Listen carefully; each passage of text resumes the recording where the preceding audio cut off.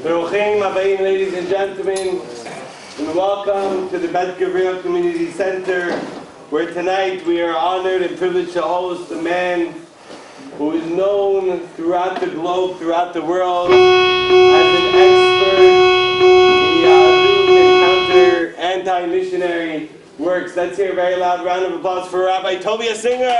Thank you. Thank you. Rabbi Singer, thank you very much for coming. It's a big kavod, a big honor for us to have you here. Before we begin with tonight's event and program, just a few quick and important announcements. But before I do the announcements, just a few quick thank yous. Obviously, to the Bet Gabriel Center for opening its doors as usual for tonight's lecture. Chazaq organization, JAC, the Queen Jewish Community Council, and for everyone sponsoring and putting this event together, a very big Chazaq baruch to them as well. Regarding announcements and programs, every Monday night for the ladies, there's a special program over here for you. Tomorrow night, there's going to be Rabbi Singer Margaretin on the topic of American Jewish or Jewish American. Should be very interesting. Women of all ages are welcome to that event. A week from tonight, not a week from tonight, sorry, a week from last night, we're going to be having this Saturday night the community-wide, the monthly community-wide gatherings. This month we're going to be featuring Rabbi Mordechai Finkelman, who's actually my Rebbe. He's the Mashgiach of Yeshiva Orach Chaim.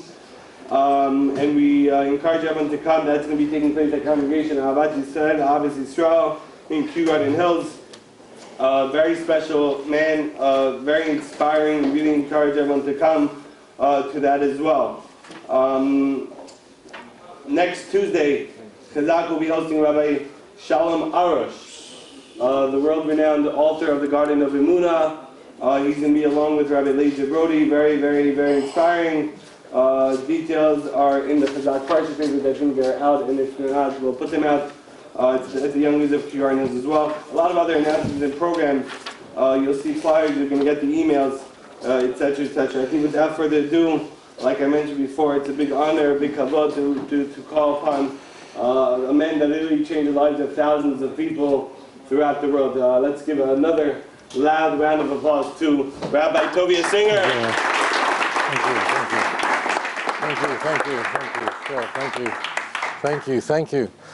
Thank you. I should look at this picture. This is my bar mitzvah picture, actually. It's unbelievable they have that. All right.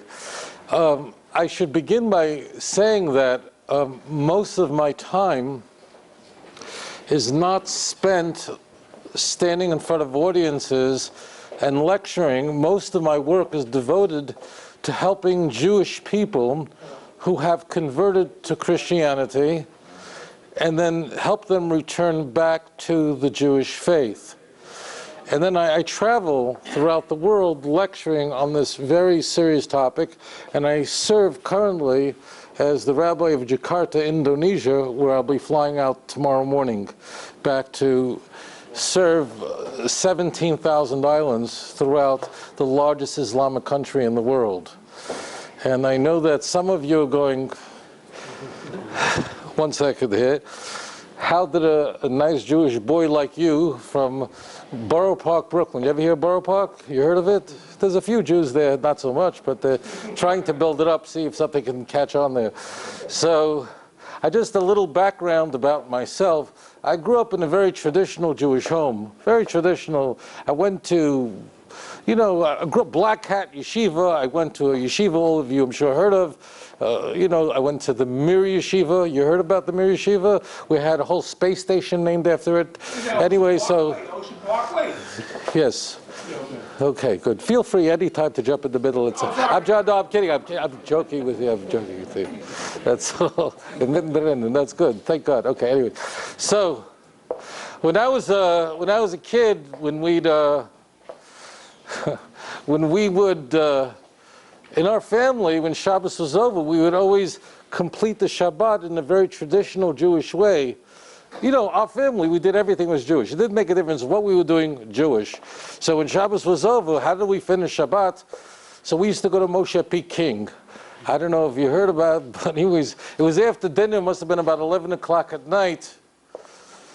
We were looking for our car. Now, this is before Giuliani was mayor, so looking for your car was a very serious matter. And people were walking around davening as they're looking for the car, because during that time, you know, you weren't sure. We were crossing in the intersection of Fifth Avenue, and I noticed there were these three young kids. They were pasting up posters on the lamppost on Fifth Avenue. They had literally like a painter's thing there with glue, and they would put it on the back. And I was very curious, what did it read? It was right in the middle by the Diamond District. What did it say? It read, "Come this Tuesday night to Jews for Jesus. We're on 31st Street between Park and Lexington, and learn more about your Jewish Messiah." I was a little shocked because, you know, here, I am sure that every one of you sitting in this synagogue right now has met these missionaries, have seen them on the street corners here in Queens, where there are many of these missionary organizations, which we'll be speaking about in a moment. You've encountered these folks from Jews for Jesus. You've seen them, and it's a very disturbing experience, right? And I'm sure some of you began to argue with them. Do you ever do this? Do you ever start to argue with them? You ever try this out? It's a very satisfying experience if you ever did it. It's very geschmack if you ever did it. It's a conversation that goes absolutely nowhere very quickly, right? You're going and you're talking, and so in the middle of my conversation with them, I was a young kid. This elderly Jewish man was apparently watching this whole spectacle in Midtown Manhattan. He walked over to me, he grabbed me by the shirt, he pulled me away from them, and he said to me, "Don't you argue with them. You don't know enough. If you want to do something to fight missionaries, why don't you follow them around? And as they paste up their posters, you schlep them down." Exactly. Well, that's interesting. I'm going, really? I don't know enough to argue with these three. I'm not sure if they were Jewish. They didn't even look so Jewish. I wasn't sure they were Jewish. I went to yeshiva my whole life. Yeshiva, I don't mean I went to some Hebrew school, some day school somewhere. I went to yeshiva, which was 6 days a week, from early morning till late at night. All we did was study all day. These hilarious didn't even look. I don't know enough to argue with them. I should pull posters down. This is all, my whole Jewish education amounted to this. It was a very unsatisfying moment, and I walked away. The following summer, I visited the land of Israel, where my uncle lives, in my favorite place, and I think it's, for many of you, it is the most special, sweetest spot in the Holy Land. He lives in the Jewish quarter of the old city of Jerusalem. And when I had arrived there, for those of you who've not been there, so you can't just drive up to somebody's house in the old city, because cars don't just drive around the streets there. So you're dropped off at the parking lot, and then you have your suitcases and you're dragging them through the streets. And I finally my uncle greets me on Rehov Misgav Ladach, which is,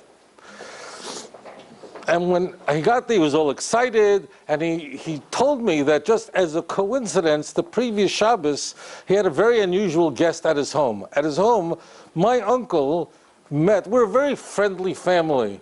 My uncle was in a bookstore. He met a minister there. They struck up a whole conversation. They got really friendly. And my uncle invited him to spend Shabbos at his house. Today, he's an extremely well-known minister from Sweden. And Saturday night, it came time for the minister to leave, you know, so he wanted to show my uncle some gratitude for the hospitality that had been extended to him. So he gave my uncle a present. He gave my uncle a gift. What gift do you think he gave my uncle? What do you think he gave my uncle thing? Yeah, he gave him a King James Bible, not any King James Bible. He gave him the red letter edition. That's the fancy one where all the words are in red, you know. And he's like showing to me, give a look at what I got, like he had the manual from the other team, you know what I mean? He's like, give a look at what I got here, you know. And I took it from him and I began to read it very carefully. This is all new to me. It was a few days later, I was praying at the Western Wall. Well, that's just about the holiest place on earth. And you know, when the first time you're in Israel, it's a very special experience to daven, to pray at this very holy place. And I'm davening there as I had probably never prayed in my life. And I'm davening, I'm talking to God, and I'm sitting there. I'm in a very spiritual place. I'm in a very, and in the middle of my, suddenly I feel a tap on my shoulder. Who's tapping me in the middle of, so I turned around, and there's this fellow standing in front of me with a yarmulke on his head. You know the cardboard one they give out for free when you're going on the ramp? That one. He said to me, "Excuse me, do you know the Lord?"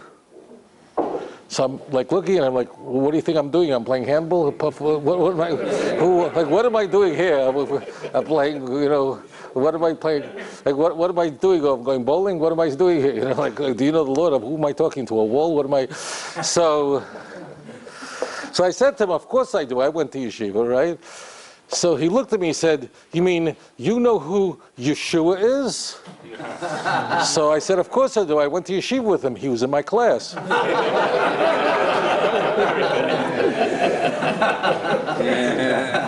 I was thinking about Yeshua Jacobowitz at the time. I didn't know Yeshua. I didn't even know what this meant. So here we are, right there in front of the wall itself. And we begin to realize there's this cross-cultural communications problem. We unraveled it finally until I understood what was happening here. I essentially blew my entire 2-week vacation on him when we studied together. And as I was studying together, I'm reading Christian literature for the first time in my life. And he was from New York, from Long Island. We continued to study together. And it was a few months later that this young man returned back to the God of Israel. He did tshuva and returned back to the Jewish faith. I'm going to say this, and then I'm going to move on. There are many very satisfying things as a part of my work. There is nothing that brings me a greater joy than putting my arms around somebody and saying, "Welcome home." It doesn't get better than that. I am very deeply grateful to Bet Gavriel for making this evening's presentation possible. I'm very grateful to all of you who are involved in spreading Torah around the world. JAP, which means that you can study online through your phone or study Torah and programs. I'm so grateful for Torah Anytime and all of you here who have devoted your life to making so much so possible for so many. I have just finished a lecture tour throughout the United States. Just had a wonderful debate with Dr. Craig Evans at Houston Baptist University this past Saturday night. You can watch the debate on YouTube. It was very, very exciting, and it's really a privilege to be here with you this evening. I want to just spend a few minutes talking about the missionary problem that confronts you. When we use the word missionary, it's a very how do I say this? Missionary is it's a very loaded term. We think of missionaries, we think of the organization, we think of that Messianic congregation just a couple of blocks from where we are right now. We think of these organizations like Chosen People Ministries that just has a new center in Flatbush, Brooklyn that is devoted to converting Jews to Christianity. We think of more than 1,000 organizations in this country that spend hundreds of millions of dollars annually to bring you to know about your Lord Jesus, the Messiah of Israel. That's what they're going to tell you. We think of places, you see that group there, Chosen People Ministries. That is the second largest Christian mission to the Jews in the world. These are Baptist Christians who use Jewish symbols and icons in order to lure Jews who would otherwise resist a straightforward Christian message. I remember a number of years ago, you can watch it on YouTube. I debated the head of Jews for Jesus at the time. His name is Jen Moskowitz. And you go on YouTube, you can listen to the whole show that we did together. It was a debate on air, live. And I just said on air, I said, you know, Jews for Jesus is a bunch of Baptists. That's a Baptist mission to the Jews. I said they're a bunch of Baptists. And he was furious that I said that because, you know, we're not supposed to talk about that. And I just kept going. I wasn't going to pause for that moment. And we went on and the program was over. And a few months later, he was taking the subway here in New York City. And he was on the platform. He tripped, he fell, hit his head on the platform, and he died almost instantly of a brain aneurysm. Now, how did I know that? I have friends who are pastors, who are Messianic leaders, and we have a close personal relationship. And you're going, you know Christian pastors? I know more Christians than the Pope. But anyway, it just works out that way. Okay. So I got right away a call saying, you're not going to believe this, but Jan Moskowitz died of a very tragic event, very tragic circumstances. He's a relatively young man, and you're not going to believe it, but you know where the funeral is tomorrow? It's at Trinity Baptist Church. And you remember you said in debate that, you know, that you're a bunch of Baptists, but that's what they are. That's what the Messianic movement is. They are Christians who believe in the most embellished form of Christianity. They use not scriptural texts, but they use rabbinic traditions, our icons, our liturgy, in order to mask their message. And the message is that they want you to convert to Christianity. Well, as I said, well over 1,000 such missions throughout the United States. There are 2 rules about Jewish evangelism I never want you to forget. Never. This is like the laws of thermodynamics. This is like, never forget this. Rule number 1 is, in virtually all cases, the person who is most likely to succeed in converting a Jew, the person who's most likely to succeed in that effort, is going to be a Gentile evangelical Christian, not a Jew who has already converted. So gesund. Okay? And that might be counterintuitive, but in fact, it is the Jews who join these groups, that the Jews who join these groups are so offensive to Jewish people. Obviously, when Jews encounter someone who works for Ariel Ministries, Friends of Israel Gospel Ministries, and the person is of Jewish extraction, they're so offensive that they actually can't get their foot in the door. But the non-Jew, the person who's never been Jewish, they happen to be very pro-Israel. They're more pro-Israel than the Prime Minister. So they happen to, so therefore, our feeling generally is, the general feeling, oh, you're not Jewish, so you're Christian. Okay, it's fine, we can have a whole conversation. So they are the ones who are most successful in evangelizing the Jews. And in fact, the Messianic congregations, not only here in this city, not only the ones in Brooklyn, but throughout this country, for the most part are non-Jews who attend there. Because of rule number 2, in virtually all cases, the person who's most likely to succeed in converting a Jew, Rachmana litzlan, is not going to be a professional missionary on the staff of Jews for Jesus. It's not going to be someone who actually works for Ariel Ministries. It's not going to be someone who works for Chosen People. It's going to be your son's roommate in college. It's going to be someone your daughter is going to meet in the cafeteria. It's going to be someone, sir, that you work with. It's this army of lay Gentile evangelical Christians. These are the people who are succeeding with our nation. These are the people who are the Messianic movement. So you need to understand how this works. Is basically a clearinghouse. The Messianic movement, essentially, their most important function is to go to churches, to teach evangelical Christians how to effectively witness, that's the term they use, how to effectively witness to their physician, to their attorney, to their roommate, to their next door neighbor, and why it's important to them, because for many evangelical Christians, they are very cognizant, very aware that this is very offensive.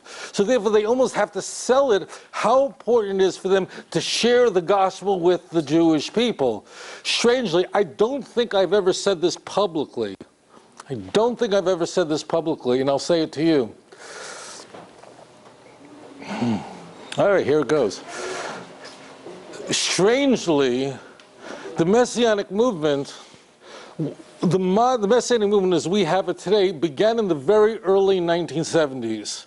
In 1972, there was literally a conference where evangelicals gathered to figure out how to convert the Jews, because clearly the effort to evangelize the Jews historically has been a miserable failure.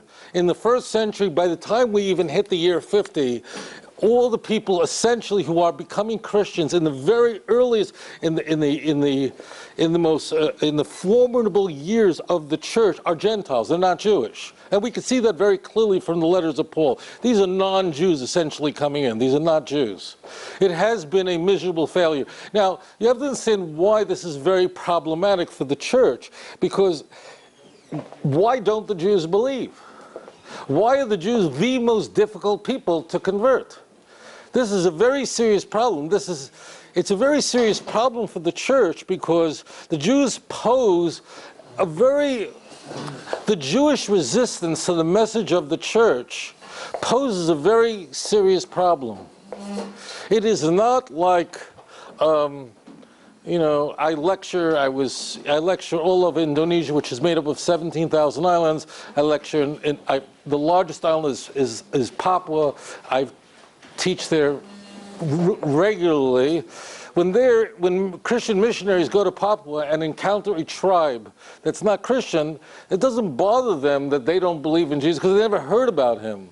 The Jewish people are a problem because Jews are basically the only people, first of all, who can read the Bible in its original language. I mean, the only people who basically are fluent in Hebrew are Jews and terrorists. That's it. So, I mean, it is our Bible. It was given to us by our prophets. Jews happen to have a reputation, okay? Jews have a reputation. There are a lot of people who don't like us out there. There are. It happens to be. I don't know if you heard about it, but there's such a thing. They don't like us. But the one thing people will not say about Jews that they will say about others, no one is going to say, the Jews, we hate them because they're, what is unlikely, you will unlikely hear. We hate the Jews because they're so... No, why do we hate them? We hate them because they're the opposite, they're so stupid. That means no one will ever say that the Jews are so stupid, that's why we hate them. Jews have this remarkable reputation for their intelligence, clearly. So we have a people who have this remarkable reputation for their intelligence. It's their Bible. If you don't know this, you might as well know it now. In the ancient world, if we turn the clock back 2,000 years, we go to the Greco-Roman world. When historians talk about the Greco-Roman world, we are talking about a period from 200 BCE to 200 CE.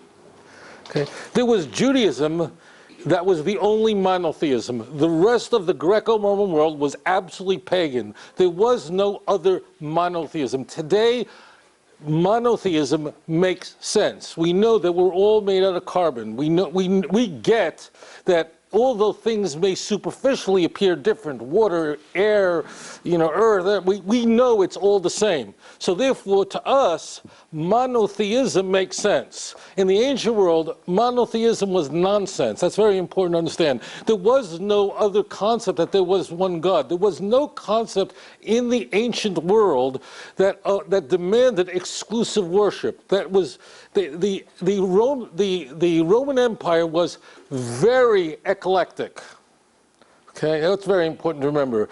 The idea that Zeus did not care, one God did not care if you worship another. Just make sure that your incantations, your sacrifice, whatever, went to them, but they didn't care. There was no books. In the Greco-Roman world, the ancient pagan world did not have books like the Jews have. We have a Bible. Just did not exist. The idea even that your religious beliefs had anything to do with morality was unknown in the ancient world. It's not that they didn't believe that. It doesn't mean that the people of the ancient world were not moral. They were.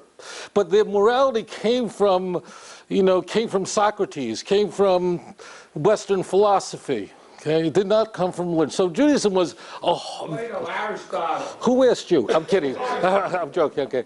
No, it's good. No, it's good. Good. No, it's all right. It's feel free. It's all right. If I need what are you trying to get a commission? What's going? Did I lose control of this program just now? There's something. Let me just ask you one question. One thing. Let me finish this, and then I'm really going to open this up to questions. All right. Bless me. Okay. Good. Thank God. All right. All right. All right. We're going to hold on, and I'm going to do over here. So I have to understand that the Jews, we were there. Your great-grandmother was there. We encountered Jesus if he was there. We encountered him. So the Jews who could read their text, it's our prophets who are given to us. The Jews are what? We are the guardians of these sacred oracles. Why don't the Jews believe? And therefore, it's only the conversion of a Jew to Christianity can lend any credibility to that cross, never the conversion of a Gentile. But the Jews, they realize, are for some reason very difficult to convert. They gather in Western Switzerland. a city which is home to one of the oldest Jewish communities in Europe, Lausanne, in western Switzerland. They want to understand, this is 1972, let me explain to you why this is very important. Let's just roll this back from us so we get ourselves to 1972, okay? 1972, Jerusalem had just been liberated half a decade earlier. Okay? 1972, the year 2000, was a little more than a quarter of a century away, and there was an anticipation that Jesus was going to make a second coming by the year 2000. It wasn't like, but it was, there was a real eschatological anticipation. Everything was heightened, okay? So essentially they're going, we need to figure out why the church had failed in the past in its effort to evangelize the Jews, and with this assessment, we have to figure out what new techniques could be used, can be employed, so that we can correct this mistake and successfully bring the Jewish people to the church. There's one other point I should mention.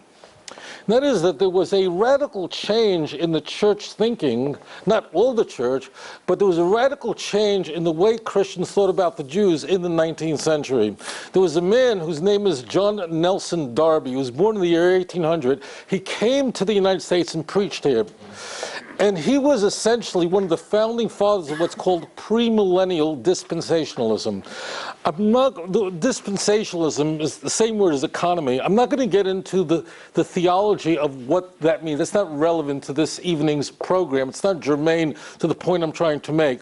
But one ancillary element to this premillennial dispensationalism, which does go to end times, what's going to happen at the end of the days, how it's going to happen, are we there, and so on. And were there different epochs in history which God was interacting with mankind in a different way, different what's called economies? That is not relevant to us. That's not germane to this evening's presentation. What is very important is that this idea, which flourished in America, said that the old idea of long duration, that God has cast off the Jews, what's called replacement theology, that the church until that point insisted that the Jews were once chosen. At one time we were the heirs to the blessings that were given in the portions of the Torah that we're reading now in every Shabbos. There are blessings that God gave to Abraham and to Isaac and to Jacob, an eternal nation, a blessed nation.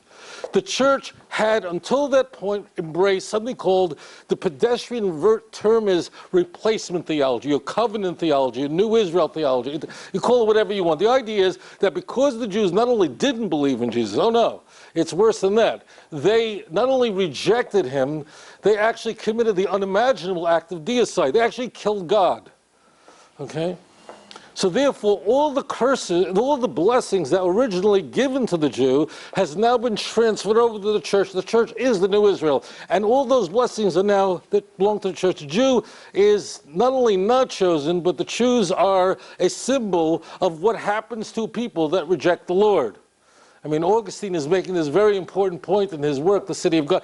All the church fathers believe this.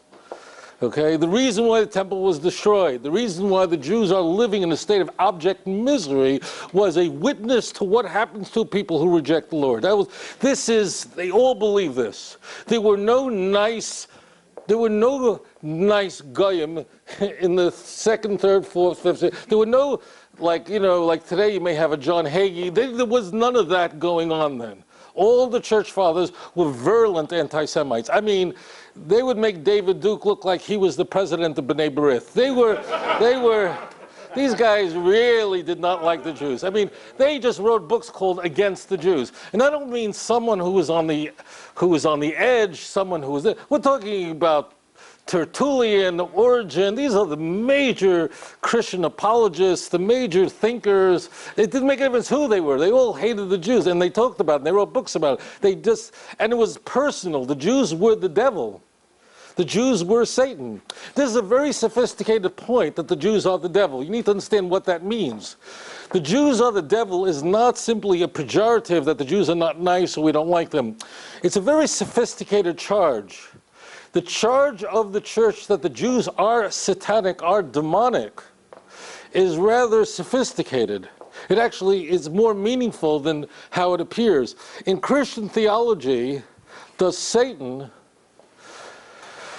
who's called Lucifer, although that's not a term you'll find, but does Satan know the truth? Does Satan believe in God? Does he know the truth? What's the answer? Yes.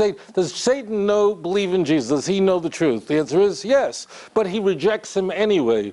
Only the devil can do that. So when the church said that the Jews would actually steal the host, meaning the cracker that was used in the Eucharist in Mass, and stab it, and they said that about us, why would we do that? If we don't believe it's anything, why would we want to desecrate the host? Well, because the Jew deep down believes Jesus, but rejects him anyway. Only the devil can do that. That's what would produce the anti-Semitism in the church. It's not that Luther was genetically defective. He was a very intelligent man. It's not that Calvin was, these were brilliant people. Origen is probably the brightest Christian apologist.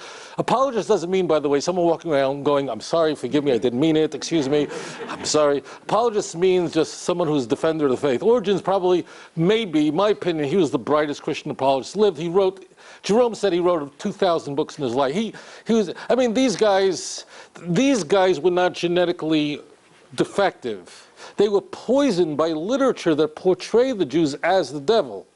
That was it. There's a reason why during World War II, that while the Germans were destroying European Jewry, their allies, the Japanese, a very prominent member of the Axis, were saving Jews, were allowing Jews in, and which did not make the Germans happy. But Japan is not a Christian country, and it certainly wasn't during World War II. So to them, they didn't get anti-Semitism. They just didn't understand it. I don't think anyone here has ever been attacked by a Buddhist. It's just it's just not in their worldview. It just doesn't resonate for them. What happens is that this new idea is that in fact the covenant that God made with Israel, with the Jewish people, is eternal. And the Torah says so.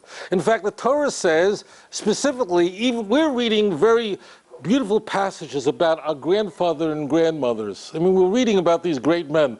So these are very, we read Genesis 15, 17, 26, the great passages that we're reading through, talking about an eternal covenant that God. But even if you read the most painful texts, the Tochacha, where God is really sort of angry with us and says, terrible things are going to happen to you. If you read the end of Vayikra, Perek Chavav, if you read the end of it, Hashem says there, no matter how angry I'll ever be with you, and no matter how much I will punish you, I will never allow you to disappear lest I break the promise that I made. So therefore, what the idea was that was advanced is no. The Jews are still chosen. The covenant is eternal, and God has never broken his covenant with the Jews. And in fact, there are two covenants. One with the church, still there, but there's another one with the physical seed of Israel, and Israel belongs to the Jews. James Balfour, the foreign secretary of England, who was the prime minister as well, he believed in dispensationalism. A man named Cyrus Schofield, a lawmaker from Kansas, writes a very important commentary on the Bible. This is going to sell by the millions in the early part of the 20th century. This is going to affect the way Americans think about the Jews. And there are many other reasons for this, but this is going to have sweeping changes. Israel belongs to the Jewish people, nobody else. These evangelical Christians realized, as they gathered to figure out what had the church done wrong, they realized that the church, in fact, had a very serious public relations problem with the Jews. What PR problem could they have with Jews? For some reason, they figured out Jews tend to equate Christianity with persecution. I don't know how they figured this out, but they must have had a lot of coffee. They probably didn't sleep for a second. They realized that Jewish people have an antipathy towards Christianity because of the way they had been treated. In fact, they have a point. Jews generally are uncomfortable with Christian symbols and icons because it reminds us of 2,000 years of persecution, just the way it is, right? Jews don't want to, in Jewish law, a Jew is not allowed to go into a church. It's usher, it's forbidden. But there are Jews who go, not because they want to, because they have a friend who's having a wedding, yes, a bar mitzvah, I'm kidding. But Jews generally, Jews tell me, I went to a church, and they're going, that statue looked at me twice, I'll meet you in Dunkin' Donuts, this is not me, where's the sushi? Most Jews are not, I never heard you go, woo, time for mincha, where's the church? I never heard that. Most Jews, I never heard you go, oh, Jesus Christ, what am I chayav to hear those words? Say it again, I want to get more nachas. Most Jews, we never hear, most Jews, all this Christian symbols and language and liturgy, all of it makes uncomfortable. It reminds us, here in America, it's anesthetized because in America, if a guy's a priest, he has a white Roman collar and that's the end of it. If you've been to Israel, you know that there they have very flamboyant outfits, not like here. There it's like designed by Versace. You ever see what's going on over there? In Israel, they have priests that are walking around, the Greek Orthodox and Armenian priests, they're wearing outfits and shmatas and tablecloths and chandeliers are hanging down, they're working with smoke, incense, and just, oh yeah, brach, give a look what's going on there. It's there, it's very, you ever see the Armenian ones? They have with the big hat, it looks like a Darth Vader outfit. I'm not just saying, you know, the one with the tall one, because for them it's Mount Ararat, that's why they have that. It wasn't designed by Calvin Klein, it's just that they wanted to, so. But Jews generally, when we see it, it just makes us very nervous, uncomfortable, it does. So they realize that we have to have a new approach here. And the approach is, you're Jewish? I'm talking to you. Are you Jewish? We love you. That's right. Oh, we love you. L-O-V-E-U. That's right. We love you. You know why? Because you're chosen. We love you. Love, love, love. We love you. We love you. Baruch Hashem.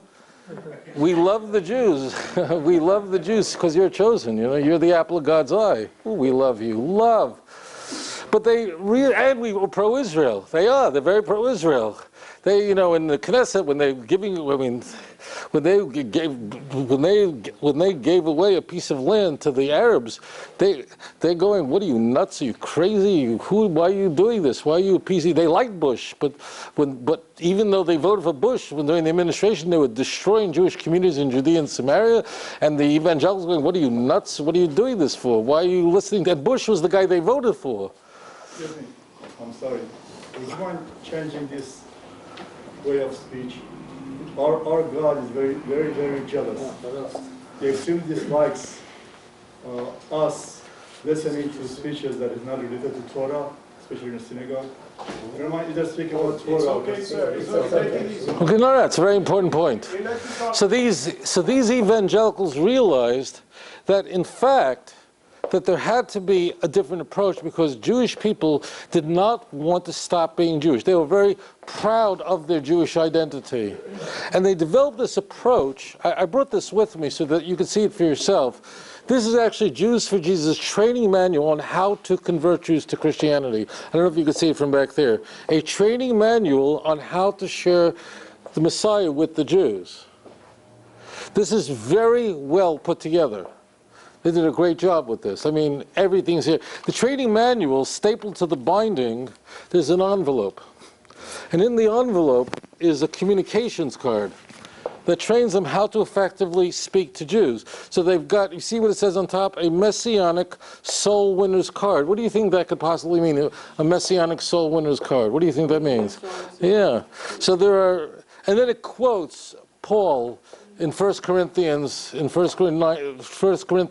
where he says, he tells you how to evangelize. He says, to the Jews, I become like I'm a Jew, so that I can gain the Jews. To those who are not under the law, I become like someone who's not under the law.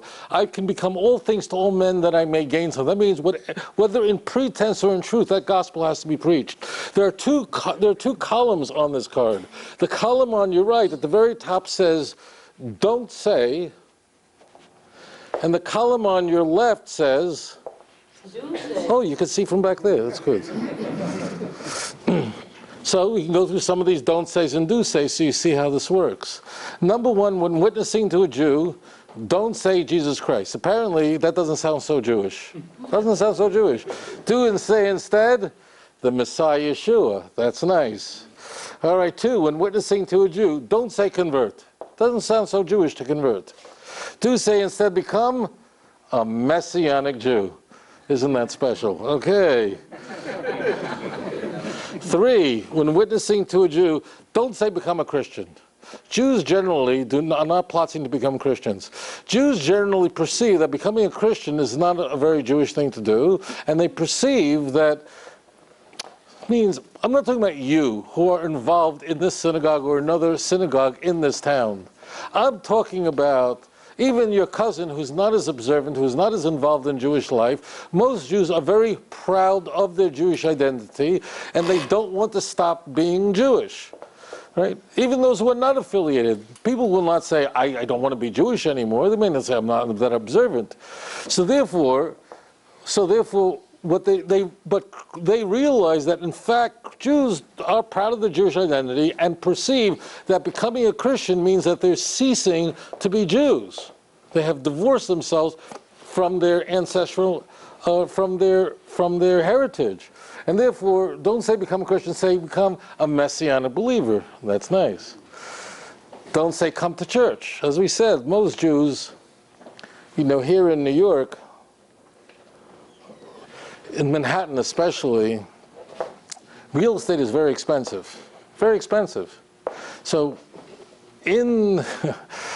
if you're in Pennsylvania, so they have a church that has a very big front lawn, and the church is all the way, far away. But in Manhattan, a church can't have a big front lawn, so the church comes right to the sidewalk, right? It's different. Like, go past St. John's of the Vine, or St. John of the Vine, or St. Patrick's, whatever it is, it's right there, right? And suddenly the doors are flicked open so everybody can see what's going on, right? And Jews are walking by and looking, you give a look what's going on in there. Those Jews generally do not want to go to church. They don't. They do not want to go to church. Generally speaking, Jews do not want to go to church. We're among our own. Okay, I can say it. Jews don't want to go to church. They don't even want to go to shul. How are you going to get them into a church? Say, come to a Messianic congregation. So the idea is to use, this is very interesting, take Christianity, Christian doctrines, then infuse rabbinic traditions, like wearing a yarmulke, lighting Sabbath candles, and therefore masking all this imagery that could be offensive, and suddenly you have a brand new message. What is intriguing, and I don't think I've ever said this publicly, is as it turns out, the Messianic movement, although the plan was to convert Jews to Christianity using this effort, this technique, what happened was it became a magnet for non-Jews who were in the church.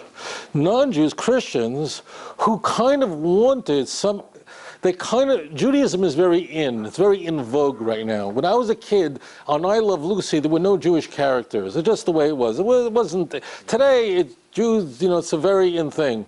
So what happened is that Christians actually want more Hebrew, more Israel, more Jewish. There's a kind of sense of get back to the original. So therefore, when Christians discover, there's a Messianic movement, meaning that here we can believe in what we believe in and do it in the Jewish way, they're drawn to it.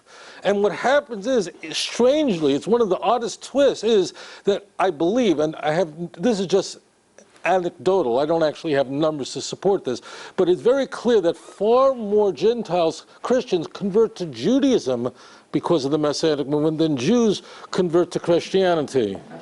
It's one of the odd things. If people, Rabbanim, who are involved in Geirus, know very well that a large number of those who convert to Judaism actually do not come from liberal Christian denominations, are not coming from the Episcopalian Church, they're not coming from liberal, they're generally coming from the most fundamentalist evangelical, those who are most knowledgeable Christians. In contrast, who are the Jews who are joining the ranks of Jews for Jesus?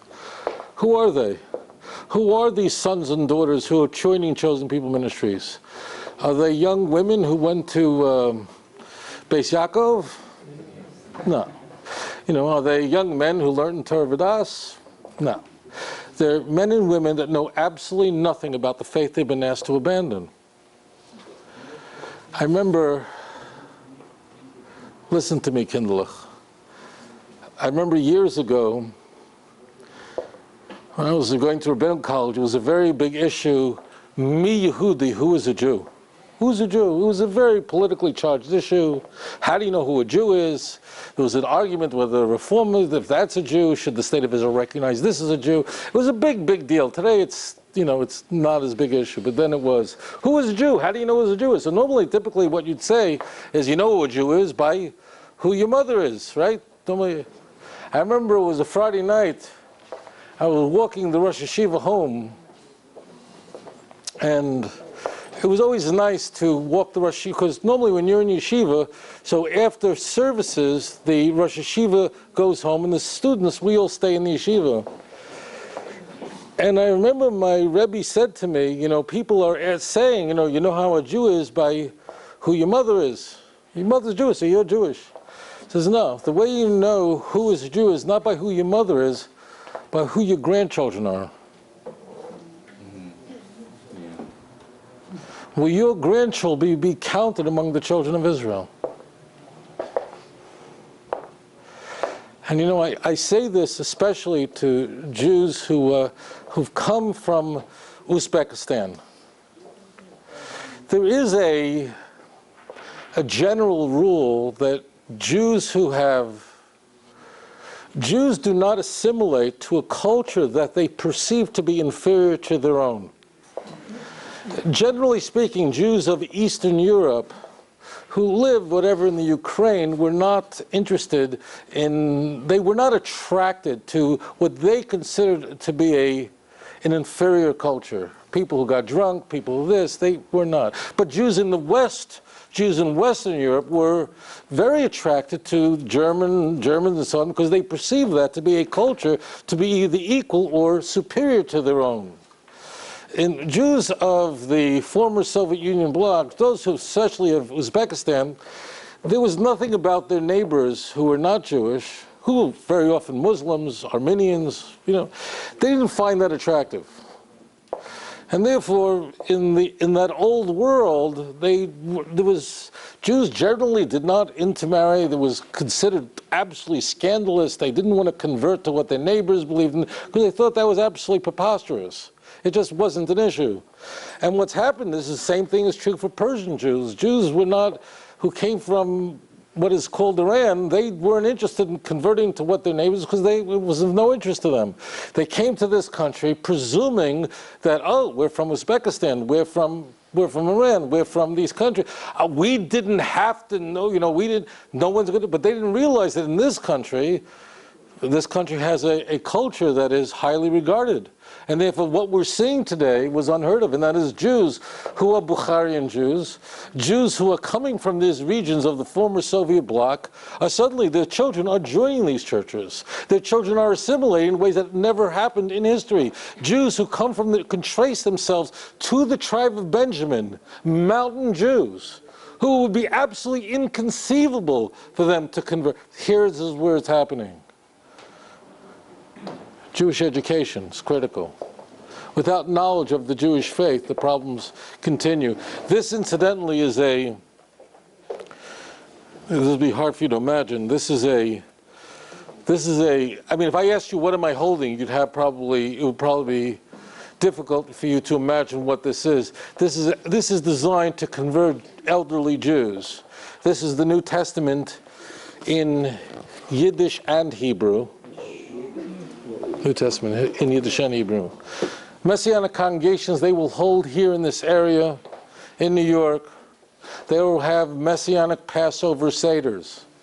Okay, so if you went to one, don't go, but if you did, what they do is they take Jewish traditions and they infuse them with Christian messages. So they will have a Messianic Passover Seder. But they will tell you, do you know why Jews have wine at their Seder? To represent what? Yeah. And do you know why the matzah? You know why they have matzahs? You know why? The body. And do you know the reason why Jews have three? You ever wonder why Jews have three matzahs at the same time? Why three? Why not five?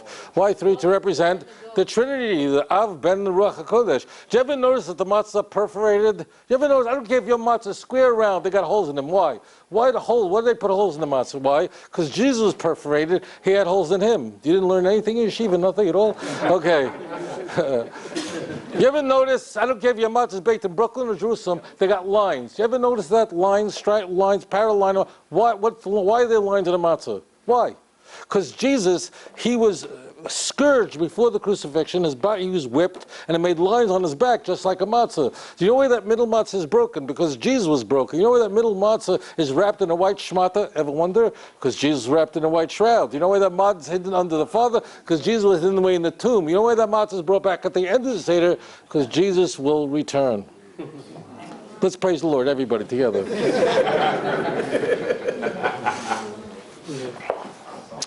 I want to...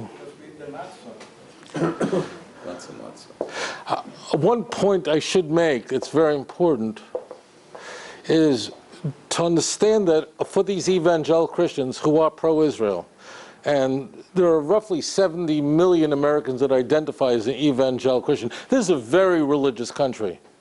You wouldn't know that unless you travel to Europe, as I do, lecture in England, where less than 50% of British citizens believe in God.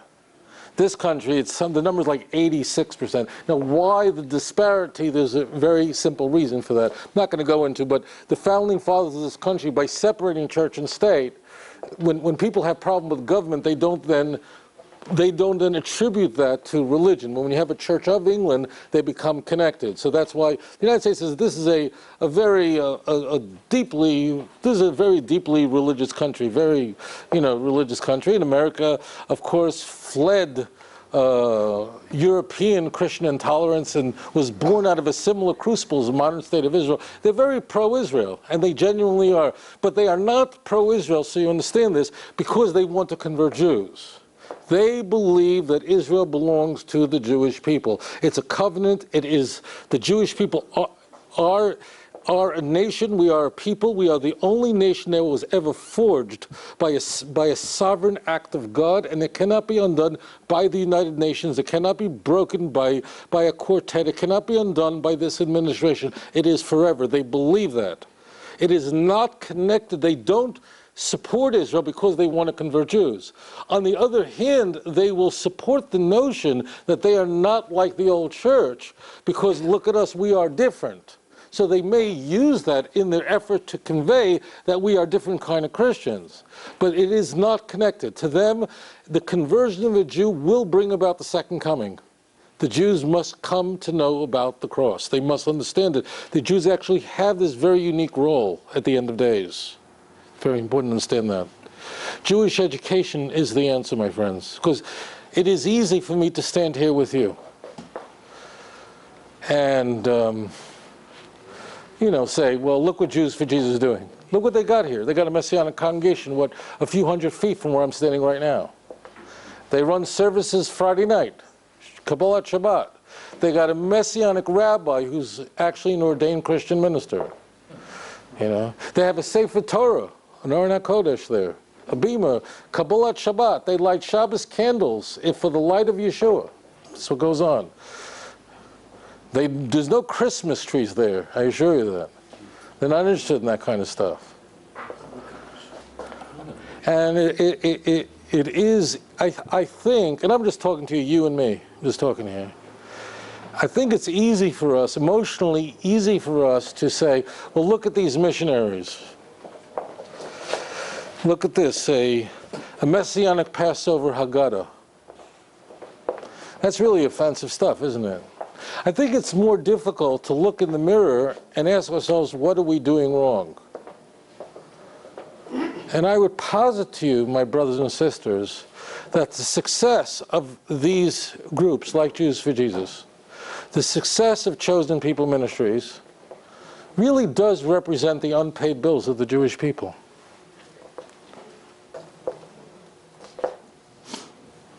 I lecturing in Fairfax, Virginia. Fairfax is pretty much like Forest Hills. It's a bedroom community. People live here in Queens and work in the city, right? That's not unheard of. Fairfax, people live in Fairfax and they work in the capital. Lectured for a congregation there many times. Met a fellow who works for the federal government. He works for the Secret Service of the United States, which is not a big Jewish field. You look around Obama, you see who's running around with him. These are not Lubavitchers. All right, whatever. So now, he does not protect the president or his family. He protects the currency of the United States. He trains agents in Washington how to effectively identify counterfeit currency. That's what he does. That, I didn't know that, but that is what that is one part of what the Secret Service is responsible for, is protecting the American currency. Why is American currency the most counterfeited money? Because whether the dollar is strong or weak, American currency is the world standard. When Saddam Hussein was running away from coalition forces, he wasn't running with pesos. He had American dollars. That's what he was carrying with him. That's it.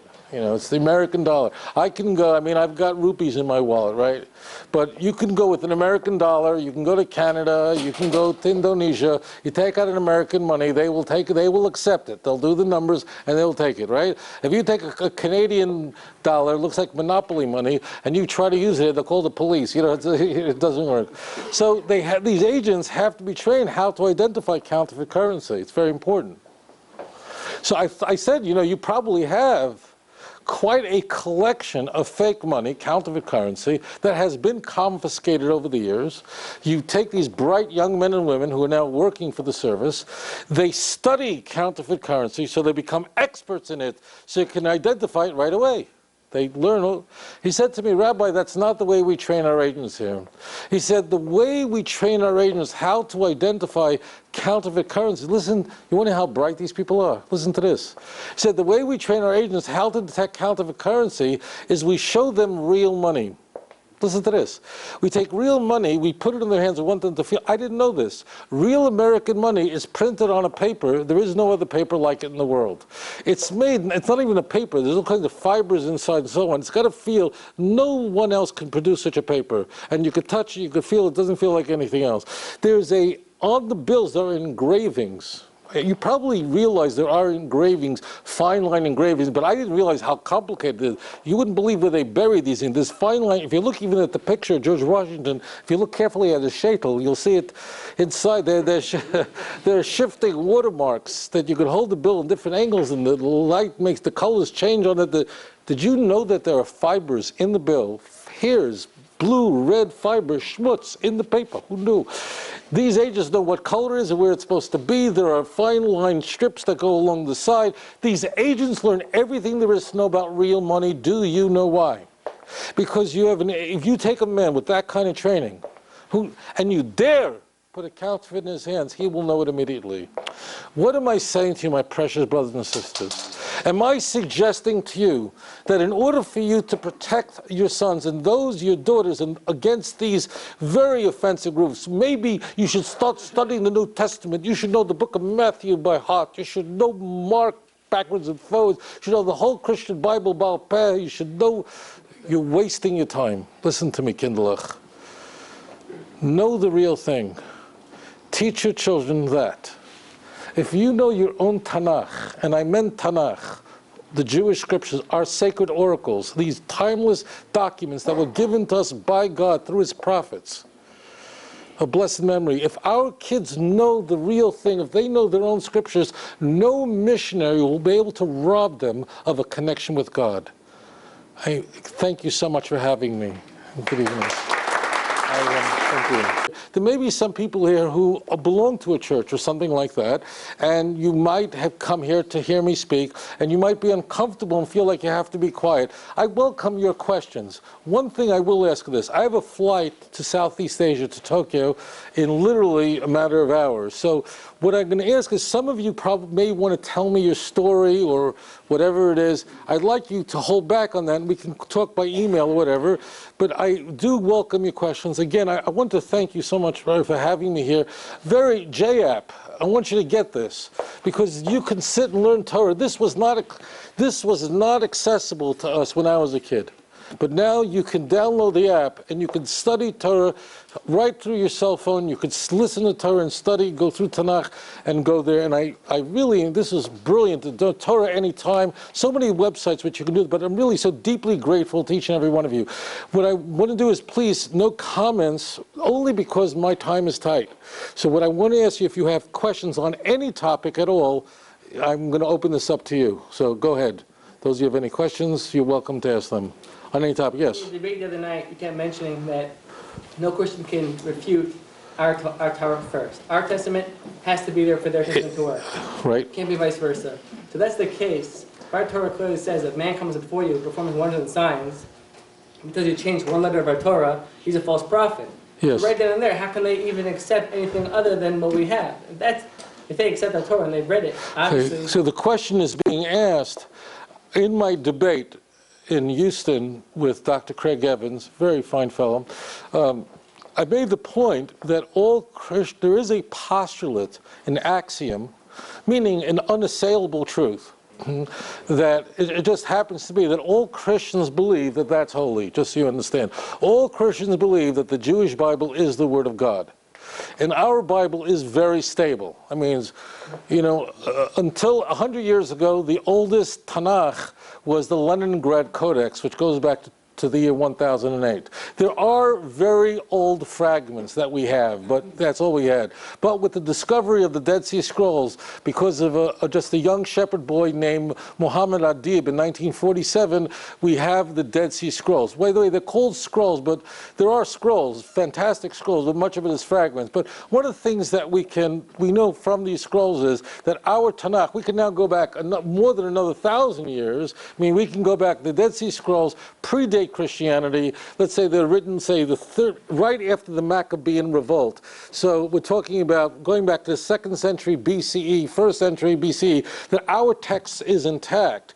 And therefore, with all Christians, they have to deal with the Jewish people very differently. They believe that our Bible is the Word of God. And they very proudly will tell you that the most important feature of the most important discovery of the Dead Sea Scrolls is that it demonstrates that the Jewish people somehow were able to maintain the integrity of our text.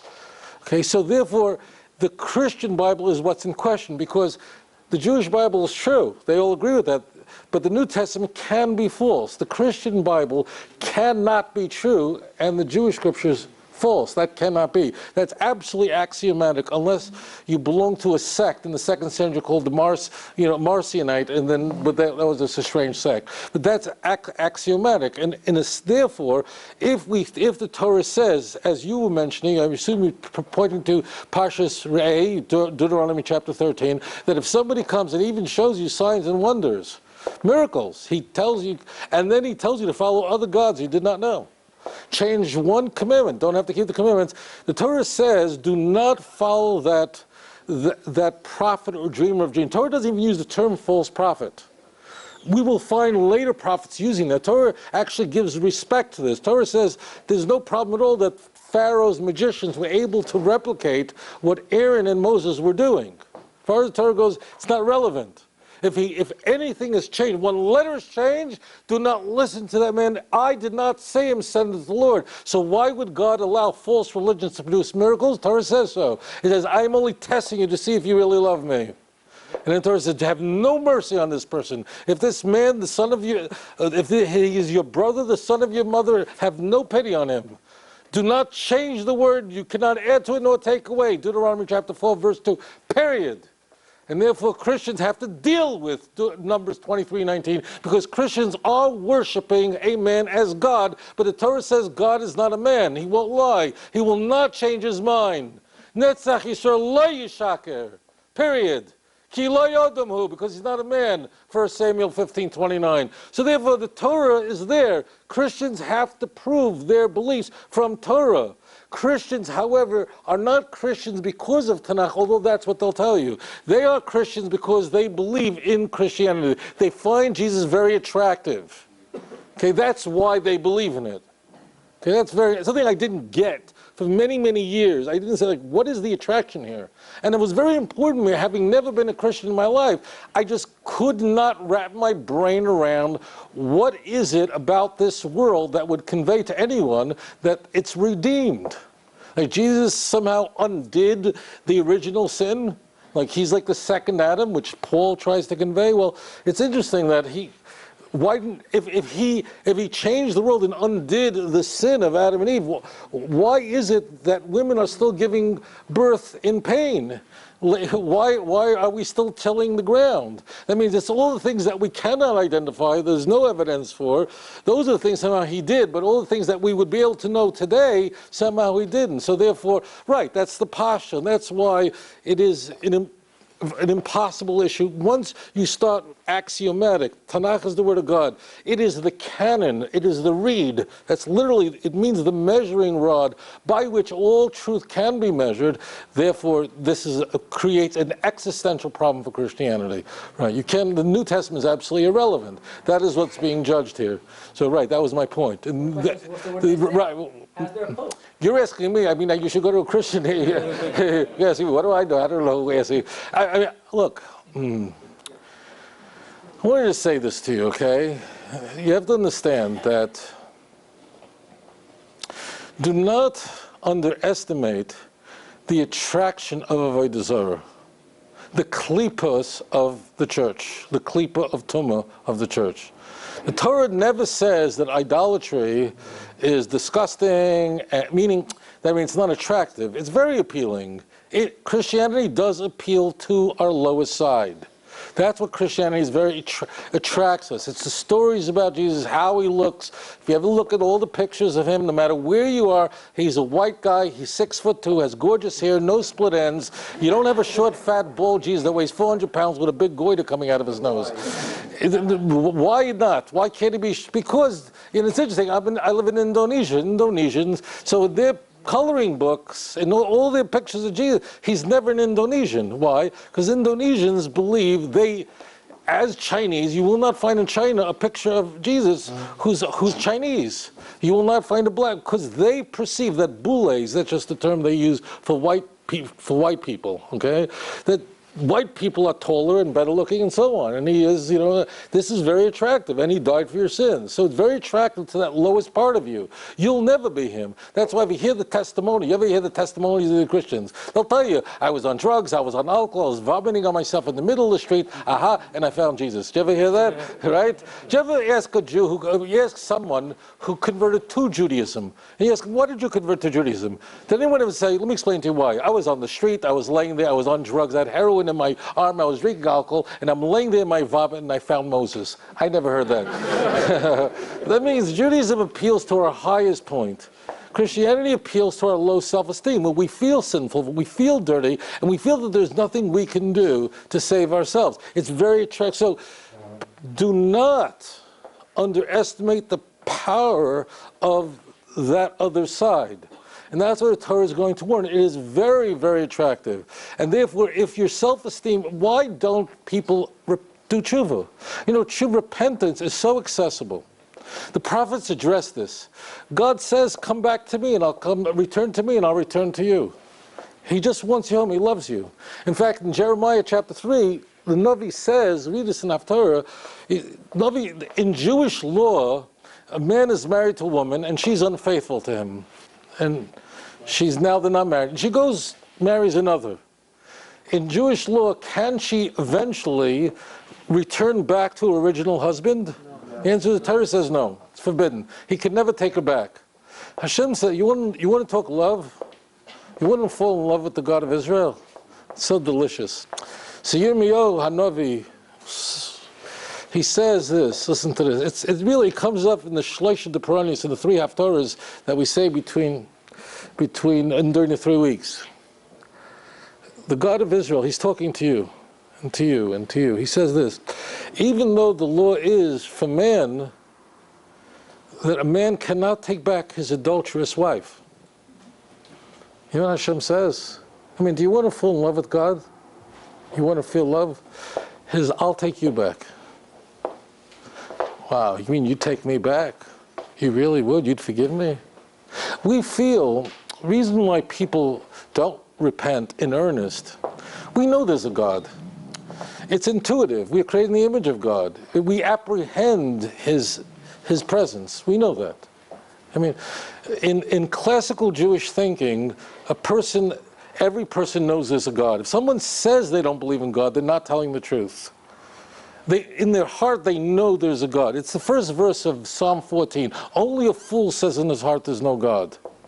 Now, if it's so accessible to repent, why don't people do it? Why? Because the Navi addresses this conundrum that people have. People have the conundrum in that, number one, there are people who have harmed us, who have hurt us in our lives, who have betrayed us, and we have never forgiven them for what they've done to us. some people have hurt us. And usually the people who have hurt us the most are not strangers, the people closest to us. They're the ones who can really hurt us. And we haven't forgiven them. We never forgave, you know. So we then create God in our image. That's what Christianity is. If you want to create a God in your image, you want to make Christianity, not Judaism. What we do is we then impose it onto God, and we say, well, you know, I've done things I am so ashamed of, I would never tell my husband about it. I did things, I thought things, I have done things that I just, it's not that I feel guilty about what I've done. Guilt is fine. I feel shame. You know what shame is? It's not guilty about what you did, it's feeling shame about who you are. And I feel so filthy. If I were God, I'd never forgive me, because he knows everything. So what is the point? You get what I'm saying? What is the point? He knows it. He knows what I did. And he will never take me back. Why? Because we're creating God in our image. We then impose our own nature of a difficulty forgiving God, and we say, well, God will never forgive me. So yeah, I'll go through the motions on Yom Kippur, but when I get upstairs, he's not going to be happy with me. There's just stuff I am so ashamed of. That's what happens. So the Nevi'im are very aware of this problem. And this is what will lead someone to avodah zarah. So the holy Navi Ishayahu, we say this in a Haftorah every fast day, and should pay attention next time. It's Isaiah 55. It's easy to remember. If you look up the Psukim, it's Isaiah 55, verse 6. That's where it begins. And Yeshaya says, just when you study Tanakh, like a doctor or like an accountant or like any what we're looking for is an anomaly. Okay? When a doctor is looking at an MRI, looking at an X-ray, when an accountant is looking at someone's books, we know the pattern of what it's supposed to look like, and then what we are looking for is something that is odd, something that doesn't fit. And that's where we start to focus, zoom in on. Okay? So important that when you're studying Tanakh, when you see an anomaly, something odd, stop. And just ask Hashem, would it be that you should give me siyata d'shmaya, which is Aramaic for help from heaven that I might understand it. So the Navi Yeshaya, he says these words: seek God when you find him, scream out to him when he's close by. Why is that an odd statement? Why is that strange? What's wrong with that statement? Somebody? Contradicting. It doesn't make sense. Why would you seek God after you found him? You found him, you don't have to look for him. Why would you scream out to him when he's close by? What does that mean? When you see a passage like that, stop. Just stop. Stop, and then that's where the discovery is. What happens is that we know he's there, but we don't think he'd ever forgive me. Well, because we think he's like me. He won't forgive because I haven't forgiven the people who've hurt me. So next verse, he said, the God of Israel says this. He says, if a person who has sinned, if they'll turn away from their ways, I will completely forgive you for all your sins. Nobody dies for crosses. No, this is nonsense. But now this leads us to the question, why is God so forgiving? Why would he do that? I can't forgive anyone. I'm not anyone, but I can't forgive those who really have betrayed me. And I'll never forgive that girl who hurt me years ago. And I will never forgive my uncle. I'll never forgive my mother. So you know what the Navi says? It's so beautiful. Verse 8 and 9. So what does the Navi say? He's talking to you. He says, you know why? Because my ways are higher than your ways. My thoughts are higher than your thoughts. As the heavens are higher than the earth, so too are my ways higher than your ways, my thoughts higher than your ways. Meaning, I don't do business like you. Don't create me in your image. That's what the difference between Judaism and Christianity is. Christianity is creating God in our image. He looks great. He looks like, 6'2". He has no, perfect BMI. He has fat, perfect hair. That's what we would want our God to look like. We don't have a fat God. We don't have a bald God. We don't have a black God. We don't have a Chinese God. No, God happens to be a white guy who looks like a Viking.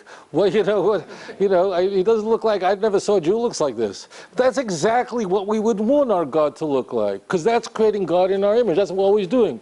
Judaism is saying, no, stop it. God created us in His image, not the other way around. That's what's really happening here. But do not underestimate the power of the church, of the power, the attraction of this, that when you feel filthy and you feel dirty and you feel worthless, you feel you can do nothing to save yourself, the cross is ready for you. Do you understand what I've just said? Okay, so do not. Torah does not make fun of idolatry. It just says it is not true. It's not of God. And if you see anything, I didn't say I'm only testing you. That's what's very critical. Do not underestimate how attractive or how appealing this is. Okay, let's go to another question. Yeah, any question? Yes, sir. Have you seen the great debate between Joseph Mizrahi and his converted Jew? No, Baptist? but let me just do this, because I have to catch a flight. I'm just going to deal with just questions. Any question that you have? Yes, sir. Could you clarify the difference between evangelical Christianity and Messianic Jews in terms of whether they, because I think you touched upon it in your talk, but I'm not quite clear about, you know, how much evangelical Christians are, you know, our enemy. Okay, evangelical, did you come late to this, were you here from the beginning? You were here. Okay, so evangelical is not a denomination. Evangelical Christian, when we use that, forget about its original antecedent meaning. Even when we use the term evangelical Christian, we're talking about a conservative, fundamentalist Christian. That's what we mean.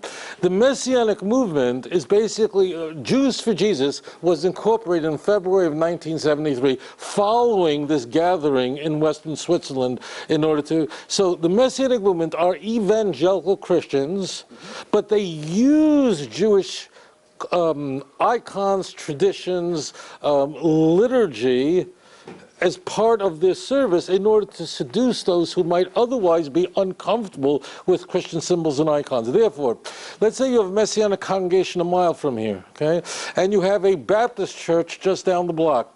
There is no theological difference between what they believe. They're both pro-Israel, they both don't believe in replacement theology, they all believe in the Trinity, they believe the exact same thing in terms of salvation. What, therefore, is the difference between them? The difference is that a Messianic congregation is usurping, meaning it is using Jewish traditions that are not offensive to Christianity. Lighting Sabbath candles or wearing yarmulke is not offensive. Christians do not believe that you have, there actually were Christian denominations that said that it was forbidden to celebrate Christmas because it's pagan. Jeremiah says openly you're not allowed to have Christmas trees. It doesn't say Christmas, but he describes the Christmas trees because the oldest Avodah Zarah was sun worship. So what I am saying is, Jeremiah chapter 10, verse 2 through 5. So what I am saying is that the Messianic movement are fundamentalist Christians. That is not a denomination. That's an orientation. I do not mean fundamentalist as a pejorative. I am a fundamentalist Jew. I am using the term fundamentalist to convey 2 points. Point one is, these are people who believe in the fundamentals of their faith, that they are true. And number two is that those truths are unchanging. That's all I mean by that. Within the rubric of fundamentalist evangelical Christian, which is a broad term, then you can have many different denominations. You can have, I'm not going to go into it, charismatic Christians. You can have Christian denominations that believe in the teachings of Augustine and Calvin, and then Tulip and limited atonement and so on. And those who I'm not going to go into what they mean, but they are, Christianity is by far the most variegated religion in the world. There's nothing even remotely comes close. Our differences are ridiculous. I mean, and incidentally, if you think that maybe the church originally in its early stage was relatively monolithic and uniform, and only because of the schism in the 11th century and the Reformation in the 16th century now is so diverse, it's the opposite. If we go back to the 2nd century in the church, you're actually going to encounter, we would encounter Christian groups that we wouldn't even recognize as Christian. You had Gnostic Christians. I'm not going to go into that, but these were people who believed in many, many different gods, and they didn't believe he died for anybody's sins. They believed that knowledge had to be imparted by different deities in order to figure out who you are, how you got to this evil earth, and what knowledge can allow you to escape this world. That means he came here not for, so therefore you will have groups like, Marcionites, which was very prominent in the 2nd century, that they believed that there were two different gods. The God of the Old Testament, who was not inferior, but he was really angry. Okay? And then you had the God of Jesus, and those are two separate gods. So they believe, so that we don't have, so I mean, this was the world. You had Ebionites. These were groups who basically believed that there was no Trinity, that Jesus wasn't born of a virgin, and they believed all that is later nonsense. They hated Paul completely. They thought Paul was a complete fraud, and so on. So you had all ends, you had wild expressions of Christianity in the early church that we don't encounter today. The church will make efforts to uniform its beliefs, particularly Constantine in 325 at the Council of Nicaea, Theodosius, who was the last emperor of Rome, that would preside both over the East and the Western church. So he was in a very good position in 381, where he would convene the Council of Constantinople, which would affirm the central doctrines and the most important issues. Who was Jesus? Was he the God or a God? It sounds crazy, but I can't go into what that means. But in the ancient world, that made sense. To us, it doesn't make sense. But anyway, so that evangelical just is a broad term. That's not a denomination. It means fundamentalist. Yes, sir. Question. Only question. Questions. When I walk on one-way street, right, and I see a missionary, right, trying to convert a Jewish boy to his stupidity, what should I do? Okay, question is, when you see a missionary trying to convert someone, so what you should first, I get the question. Question is, what should you do? So the first thing is, your concern, number one, is not necessarily for the missionary. You want to walk over to the person who's being targeted and inform that person that this is not Jewish. These are Christians who are trying to convert you to Christianity. So that's how I want you to think. If you see a missionary from Jews for Jesus, from Chosen People Ministries, Friends of Israel Gospel Ministries, those are Baptist missions to the Jews. I won't, no point in going into it, but I mean, the variances are like the difference between Shia and Sunni. I mean, it's not really relevant to us. If you're Hezbollah, Hamas, it's pretty much the same thing. To them, there's huge differences. The key point is, I want you to do a few things. I want you to warn the person who's being targeted. Then I want you to alert your rabbi and your community to make them aware of the presence of these missionaries. So that's how I want you to think. The person who is working, it depends what organization they work for, but they're usually trained not to engage you. And if they see that you're a religious Jew, they will actually say this. I'll never forget when they had a big conference in Dallas, Texas, and they said there, if the person's an Orthodox Jew, it's just not going to happen. Don't wait. Well, how do you know if it's an Orthodox Jew? So they said, it was very interesting. So the keynote speaker said, look, if you see in Dallas, Texas, it's 98 degrees. Look, and a woman is walking around. The daughters, I mean, he didn't say this, but I'm going to say the daughters of Israel do not dress like the nations of the world.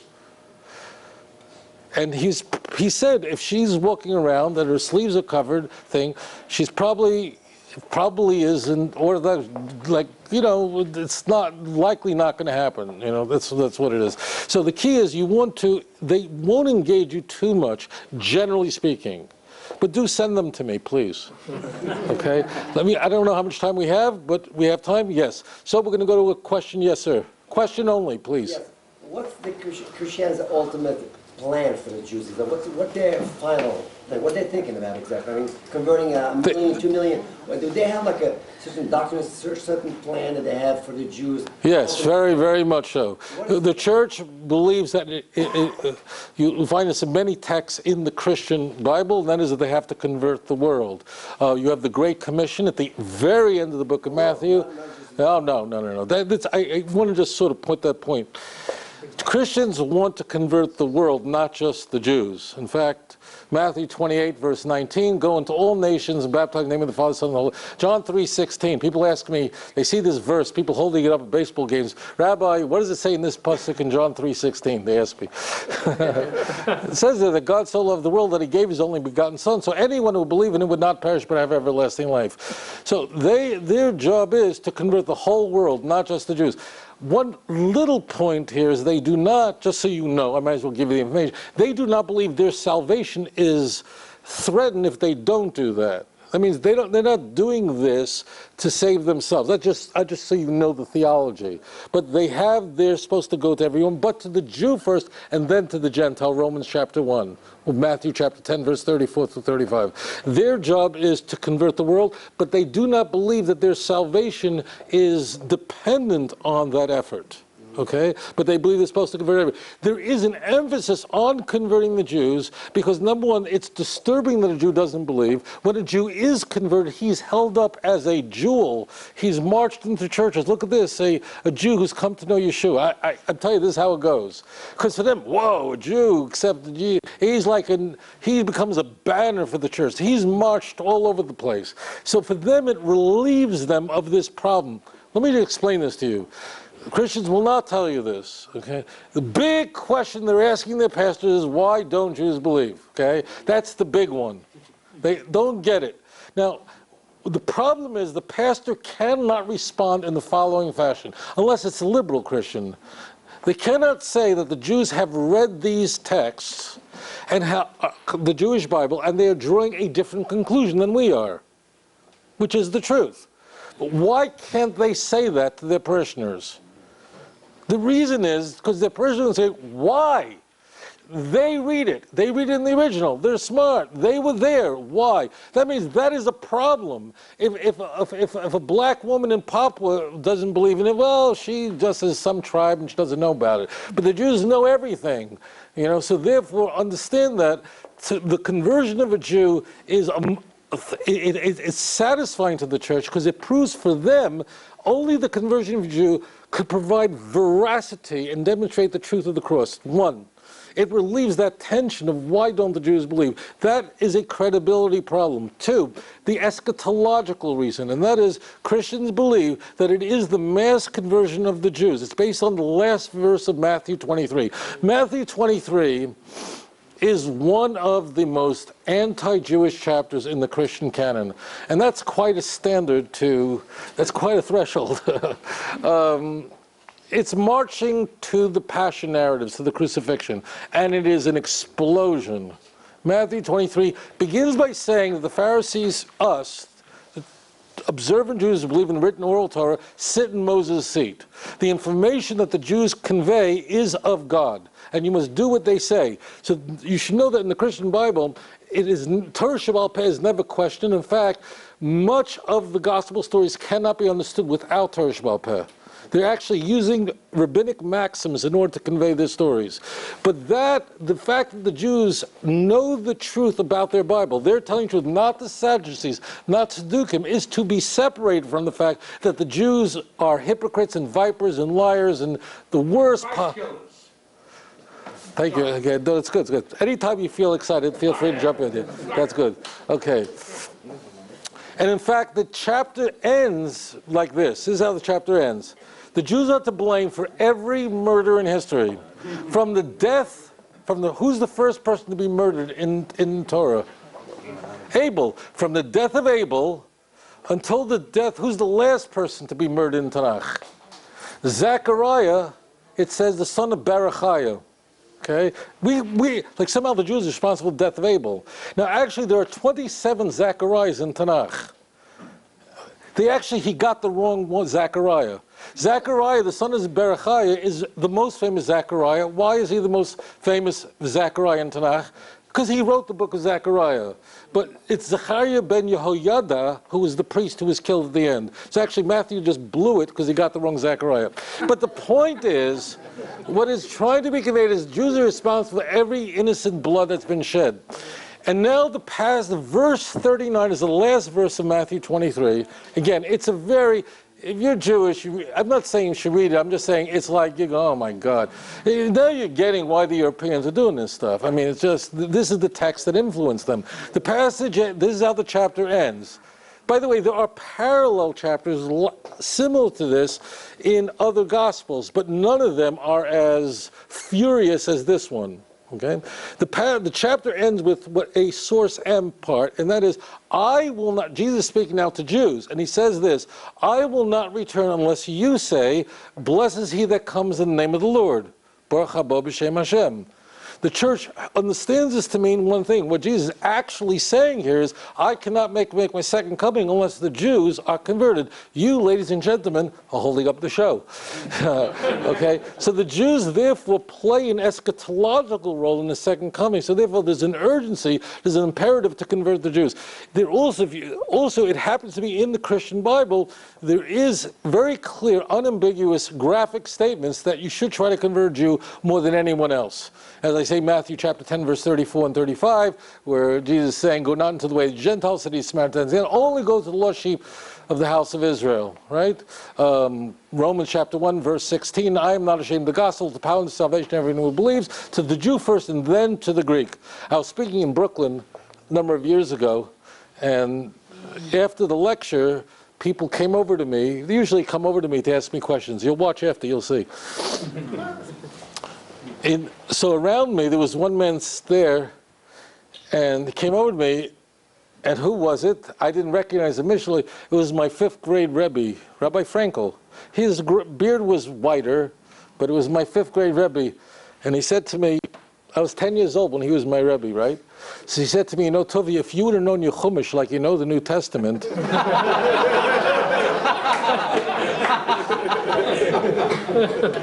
so that's why there's an effort. Question here, yes?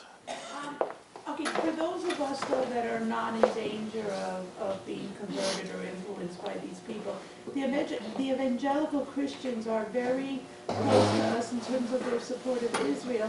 Can't we just accept that graciously? If they think that Yoshki's going to come back, so let them think that. But in the meanwhile, can't we enjoy their support? Okay, understand. So the question is that evangelicals are very pro-Israel, so can we not enjoy their support of Israel? Because after all, some people may feel that this administration is not the friendliest administration to Israel. I don't know where they got it from, but there are some people say, I know it sounds crazy, but there's not. So therefore, we should welcome and enjoy their support. There's a very important point here I have to explain to you. It's very important, listen to me. Israel is not blessed by the Christians. The Gentiles must bless Israel in order for them to be blessed. If you look at Genesis chapter 12, verse 3, it says, I will bless those who bless you. That means that's for them, it's not for us. The nation of Israel was created by a sovereign act of God. It is God's hand is upon Israel. That's why it's there. If it was not for God, the state of Israel would not be there. It is Him alone, not by our power, not by our might, but by His Spirit. That's a verse in Zechariah. So number one, you have to understand that I'm just saying to you from one Jew to another that the Gentiles' obligation to bless Israel is not that Israel receives blessing from them. They are blessed if they bless Israel. And then it's very interesting, if you look at the text, you want to hear something very beautiful. See, only the Hebrew comes through. It says, and what is the next words? I'll bless them, I'll bless you. And then what does it say? I'll curse those who curse you. But what's the Hebrew? Arur. U'mekalelecha a'or. It's a very strange text, because the word is, I will bless those who bless you. It's the same word, bracha, right? I'll bless those who bless you. But it says, u'mekalelecha a'or. Now, those are two different words to say curse. This means the same thing. Mekalel means to curse, or also means curse. But why did the Torah change the text? Use a different term. Why does it go from mekalelecha a'or? Because the a'or has a double meaning. See, Aor means to curse, but what does Aor also mean? What does Or mean? Light. What does Aor mean? I'll provide light. Therefore, Hashem is saying, if someone curses Israel, I'm going to first shine some light on you. I'm not going to give up on you. There are people sitting in this room right now, maybe at one time you cursed Israel. And one time you didn't accept the God of Abraham, but God never gave up on you. Yes, if someone curses Israel and does not repent, they are finished. So, but Hashem is saying, you see, this is what the Hebrew is so important. Someone curses Israel first, I'm going to try to shed light there, because I want you home. You see, you always look at the anomaly there. Now, as far as working with evangelical Christians, just to finish off the point, let me just finish off this point, and that is that I don't have a problem with. I mean, you should speak to your rabbi. But I don't have a problem with rabbis working with others who are support Israel. After all, we are living in a time where Israel is looking at an existential threat 1,000 kilometers east, Iran, and so on. I don't have a problem with that. I do have a very serious problem with actually having these gatherings for Israel, or Jews and evangelical Christians gather for some support of Israel. That's where the evangelism occurs. So at the leadership level, it's not only Israel, there may be many social issues with which we agree with them or want to work with them. I do not believe it should ever be on the lay level. Your rabbi will decide what and when and how, and that is a very serious matter only for your rabbi to decide if he should work or not, or when it's appropriate or not. But it is a very serious mistake to get involved in kufi and those kind of things where thousands of Jews and evangelicals get together in a night to bless Israel. That is, you are introducing in a social networking with these evangelicals, can then using that as a to convert Jews to Christianity. So therefore, that's something I would oppose completely. It's very, very dangerous. But please know this. Israel is, the state of Israel is there. The Jewish people are in the land of Israel, and Hashem blesses Israel because HaKadosh Baruch Hu's plan and his promises were kept. Not because someone who's not Jewish in Texas is blessing Israel. Know that. That's very important. Yes, sir. What do you say to a coworker who approaches you, tries to convert you to Christianity, and says something like, I care about you, I want you to be saved, and I want your soul to go to heaven? Right. So, okay, so people asking, what should I do? And people ask me a lot of questions of what should I do about a lot of things in life. And therefore, the reason I think people have trouble figuring out what to do is it's not that they don't know what to do, is they don't really know what their goal is. And very often in life, the reason we don't know what to do is we don't know where we're trying to get. And if we really know what the goal is, then it becomes pretty easy to figure out what you're how to get there, okay? So therefore, I'm going to ask you the question, do you want this person to repent, to leave the church, to worship only the God of Israel? Well, you don't have to answer that. I'm just setting this up as general for everyone. If that is your goal, then you want to sit them down and you want to teach them about the God of Israel. That's what you want to do. You obviously have to know the material well. I do encourage you to go to our website, outreachjudaism.org. You can download all my audio programs free of charge. I have written 2 new books on this. I would never, by the way, lower myself to plug my books, but you can get it on Amazon. I'm kidding. No, you go to outreachjudaism.org and you can study it. Do not go into a conversation with this if you're unprepared. If your goal is not to do that, but just to end it there, say, look, we are working together as co-workers. This is not an environment which we are discussing something religious that's deeply personal if I don't want to engage. You know the answer to the question.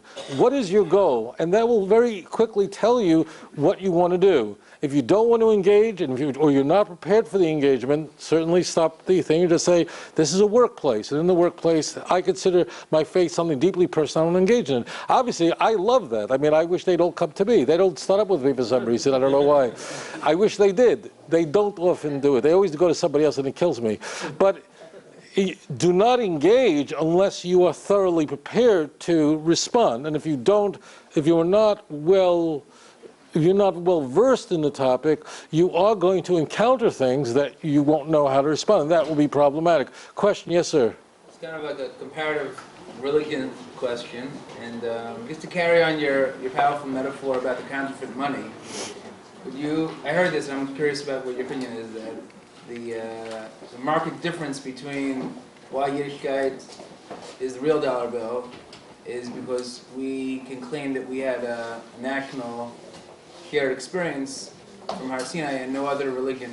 But I'm curious, can you verify if that's true? Like any other religion had that experience? So there Right. So there are, got it. So the question is, what is the unique, why is it, let me frame it differently if I may, just to sort of make your question stronger. The world is not crazy about the Jews. I know it's a big surprise to you, but we're not a big hit in the United Nations. But in fact, the vast majority of the world does believe that our Bible is the Word of God. In fact, that's what the Torah says. And you look in Deuteronomy chapter 4, it says that all the nations will say, the nations will say, what a nation, talking about Israel, that is so wise, that has such a great Torah. The Torah predicts that will be hated by the world, will be exiled by the world. Same chapter. You go a little verse later on in verse 27, it says you'll be few in number, you'll be spread throughout the world, you'll be exiled, but they will admire your Torah. So the question is, there's something striking about Torah that although it's clearly not because they like us so much, that's the point. So, which means that that's counterintuitive. So the Torah is saying that the Torah will be the foundation. And the question is why? And the answer is the national revelation. There are, of course, I don't know, thousands of religions around the world. Clearly, the claim that God revealed himself to everyone rather than a single individual. I mean, you have all these other religions. Joseph Smith in the 19th century said that in 1820, in April of 1820, Jesus appeared to him in upstate New York. Well, you know, whatever. You believe him, you don't believe it. It's called his first appearance, his first encounter. You either believe it or don't believe it. You know, you dismiss it or don't dismiss it. We're not making that claim. We were there, and the Torah calls upon you. He says, you, Zachar, remember, you were there, you heard God's voice. The Torah does not say you're going to go to hell if you don't follow Torah. Now, heaven and hell are mentioned in Tanakh, not very often. It's very striking that why does Tanakh mention the afterlife so tiny? What do you have? Only a handful of passages, Daniel 12:2, Isaiah 26:19, and you only have a few passages, and it's really very, very passing, because Torah doesn't want to threaten you something that's not in the New Testament, you're going to go to hell, eternal hell, damnation, gnashing teeth. You know, a lot of Christians are very afraid of that. It affects their beliefs, right? But the reason why Torah doesn't get involved in that is because there's no way to test it. What are you going to do? Go to Home Depot, buy a shovel, go to a cemetery, dig up a corpse, and say, hey, buddy, what happened? You can't do that. So Torah is saying, remember, I said it to you. Therefore, you heard the voice. I did not speak to your fathers. The text even says, if you have questions about your faith, the document, someone wrote it. Either God used Moses to write the Torah, or someone invented it, right? Well, it's interesting. The text says, if you have questions about all these events, this is what you're going to do. Sha'al avicha v'yagedcha zikeinecha v'yomer lach. Ask your dad, he'll tell you all about it. Ask your elders, they know about it. Well, if you're inventing this story, why would they be sending to people who know nothing about it? Torah's not afraid of that. So yes, it is that national revelation. That means we believe that God encountered Abraham and made a covenant with him in Haran, in the Bris Bein HaBesarim, because of Matan Torah, because of the giving of the Torah at Mount Sinai. That was the formidable event where the Jewish people were married to God. It is that. And therefore we know, once the Jewish people apprehended that they heard the voice of God himself, so therefore, Vayiminu b'Hashem uva Moshe Abdo. And then they said, okay, Moses, now we know that you are speaking on behalf of God. We trust you. You go ahead. We don't want to hear, we can't hear the voice of God anymore because we're dying from this experience. Literally, people would die from. They said, we now know, we trust you, and so on. And then you'll have a direct chain where Moses will authorize Joshua to stand in his place, raising a prophet. We have the 70 elders, and so on. We have a direct chain going down. So yes, that is the foundation. The foundation is a national revelation, and is based on that. We were there, you were there, everyone was there. Zachar, remember. Why is the remember there? So many times we are told to remember. What nation would shoulder the burden of upholding an experience and commandments of an event that they know never happened? The answer is that whoever was writing this, the nation who would receive it, knew exactly what they heard and what they saw. And that's why the author says, remember, you were there, you heard the voice of God. Very good. Any other questions you have? Yes, sir. What age group is most vulnerable? The very young and the very old. That's the answer. The very young are most dangerous, because it's actually the 20-year-olds who actually think they're adults. you know, that's the problem, because they can get a driver's license. People people, you know, teenagers that do not make the best decisions in their lives. Their frontal lobe is not fully formed yet, but they think, because they can bear children, they think they're adults. So, but they're the ones who are searchers. Clearly, that's Erickson's, one of his 8 stages of life. Look, no one in this room, I'm sure, if I could ask you if you could be young again, I don't think any of us would say, you know what, I'd like to be 14 again. Let's do that teenage thing one more time. No, we're pretty much done with that. So, and then the very old, they're dying of loneliness. They are. You want to do something holy, there are nursing homes right here. You want to mamish be koina olam haba, you want to do something, give God a kiss. I'm telling you right now, if you want to do something very holy, go to a nursing home right here in Queens. There are people there whose families have long abandoned them. And you go there, a warm touch, a soft smile, you're mamish walking in the footsteps of God. Really. If you want to do something in your life to emulate God, to give love where you know it cannot be reciprocated, really, go to a nursing home. I used to teach in Berea High School. I had my students, I told them, on Friday, used to go to the nursing home to visit. These people are in so much pain, and you don't know, one nice word, one soft smile, one beautiful word brings so much joy to them. And it's really, it's a chesed, because these people can never, you can never hope that they could reciprocate that, right? So it is such a godly act to do. It's such a great mitzvah to do. You know, I certainly encourage, but yeah, that's the answer. Thank you for your question. Any other questions? Yes? Do you suggest, like, trying to become more fluent in different proofs and strategies of the missionaries in order to engage them? Of course I do. The answer is, I would like to see, I want to raise an army. I don't want to be doing this on my own. Yes, I want to see advocating for all sorts of enemies against Israel, including those who want to, especially those who want to destroy us spiritually. It's not for everybody. But yes, but do study my orders. Again, it's a free download on the website. But yes, of course. Do you think that God wants us to stand by and watch as people? I mean, what is the role of a Jew? And what does it mean to be a Jew? It means that we're an Orla Goyim. It means that we are God's firstborn son. The role of the Jew is to represent God on earth. What does it mean, Exodus 4:22, that Israel is God's firstborn son? We're not the oldest nation in the world. What does firstborn mean? Firstborn means that we have the role, our job as the eldest child is that the younger children, we have to teach them how to interact with the parents. So we are God's firstborn son. In fact, and Christianity is really the whole argument on a very deep level is Christianity saying, no, God's only begotten son is Jesus. That's really what the argument is. They're saying, no, you Jews killed Jesus. And we are saying, no, you killed us in the Holocaust.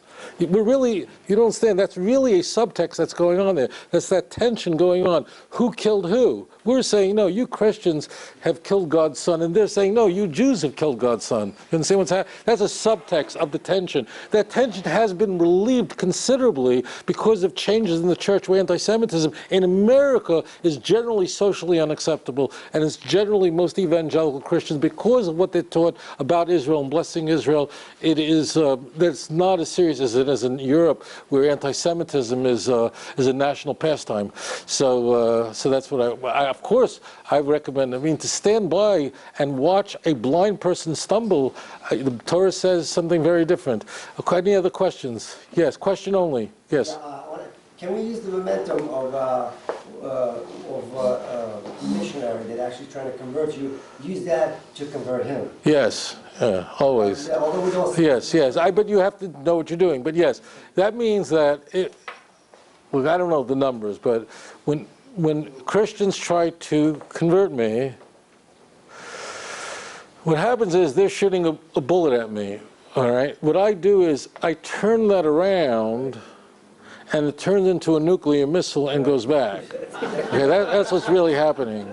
So, if a missionary says, well, the Mashiach is supposed to be born in Bethlehem, this came up at the debate. Because it says in Micah 5:2 or 5:1 in the Jewish Bible, it says there, oh thou, Bethlehem, although you're least in the, out of you will come a ruler, so on. Well, the text ends Umoitzoisav mikedem imei olam. That's the end of the text, and it's a modifier. The text at the end says Umoitzoisav, which means his origins. What is the relationship between Mashiach? It's talking about Mashiach. What is the relationship between Mashiach and Beis Lechem? Is that the great-grandfather of the Mashiach, David, is born in Bethlehem. Umoitzoisav, and his origins, like Hamotzi Lechem, what he comes from, you get it? Mikedem, what does Mikedem mean? From days of old, Mimei Olam, from ancient times. That's what it says. So, but what does Matthew do with that? Matthew quotes it. Okay, there are only two infancy narratives in the Christian Bible, Luke and Matthew. They're completely different. I mean, not just different, they actually completely, it's a whole chapter in my book, but they're completely, couldn't both happen. But the point is, Matthew, what he does is the modifier at the end of Matthew 2:6, and his origins are from old days, from days of old, ancient times, that modifier can't stay there. Because that's saying to you, no, it doesn't mean he's born in Beis Lechem. The text, if you go up to the Esnacht, onto that semicolon, the text would read that the Mashiach is born in Bethlehem. But the modifier at the end is saying the connection between Bethlehem and the Messiah is from ancient times, meaning David was born there. Well, that can't stay. If you open Matthew chapter 2:6, you'll see Matthew, we don't know who wrote Matthew. These are anonymous books, okay? Later, the author of Matthew, whoever he was, actually took out a scissor, cut out the words, his origins are from days of old, from ancient times. He removes it and puts in the words, and he will be a shepherd over Israel. You see? So now you've come over to attack me, and I'm saying, how do you play with my Bible? How do you cut out the Word of God? How do you manipulate my Tanakh? How do you alter the Jewish scriptures? And if you're going to play with my Bible, you think I'm going to get baptized, destroy my relationship with God, with the God who created me? If I see that kind of stuff, I'm out of here. I'm leaving skid marks. You understand? But you would have to know that's what Matthew did. You'd have to know the original text in Sefer Micha. If you don't know that, then you won't understand why it comes out. Now, Matthew's infancy narrative is really, would create a lot of anti-Semitism. It's just too elaborate to go into it. But you do have to know that. Yes, sir, question? Didn't Joshua said that you shouldn't add a word to the Bible or remove a word? Yes, I mentioned that earlier. Deuteronomy chapter 4, verse 2. Yes. Himself, but why is everybody doing this whole religion is all based on adding words? Okay, the question is, it says in the Torah that you can't add or take away, so the question is, how do Christians defend the fact that they added or take away? So Christians, so you're asking a question, you're asking basically what Christians answer, you should really be asking a Christian, not me. But what they'll say is we didn't add anything, and then they'll usually quote Matthew 5:17. We don't have another parallel for that, where it is said that it is quoting Jesus saying, I didn't come to destroy the law, but to fulfill the law. In fact, if anyone changes one jot or one tittle of the law, will be considered the least in the kingdom of heaven. Now, the reason Matthew is saying that is not because I think Matthew is trying to get everyone to keep mitzvahs. It's very clear that's not his reason. Matthew is trying to present Jesus, and only Matthew will do this. You will not find a Sermon on the Mount in any gospel anywhere else. Matthew is trying to present Jesus as the super Moses, as he's the ultimate lawgiver, and therefore we're going to find a parallelism between Moses and Jesus that you will not find in other gospels. You're going to find in the book of Matthew a Sermon on the Mount. There is no Sermon on the Mount anywhere else. He's not on the mountain in Luke. He's in a plain. You will not, the idea that Jesus had to go down to Egypt, and escape the wrath of Herod, who's trying to kill all the babies born in Bethlehem. Well, that's Moses, and he's saved by Miriam and Joseph, who go down to Egypt. You will not find a story like that in any other gospel, and so on. The being in the wilderness for 40 days, that you will find in the synoptics. But this is Matthew is trying to portray Jesus as the ultimate Moses, but even the uber Moses, meaning that what Jesus then says is, you have been told, but I say unto you. This is very important. So we're going into a little Christianity, but what Matthew is trying to say is, this is misunderstood. He's not trying to say, keep Shabbos, because actually Shabbos is going to be attacked constantly throughout the Gospels in a very unique way, which I'm not going to go into. That's not what's happening there. It's often thought that way. But reason is what it's saying there. You have heard that if you kill someone, so then you've committed murder. If you actually commit adultery, then you've done it. He says, no, if you're angry at someone, you've already committed murder. If you've lusted in your heart, you've already Christianity as if you did it. Now, what that conveys is, then you can't do anything. In classical Jewish thinking, if you are tempted, but you resist that temptation, that's what makes you great. You've got that temptation, and then if you're able to resist the temptation, that's what makes you great.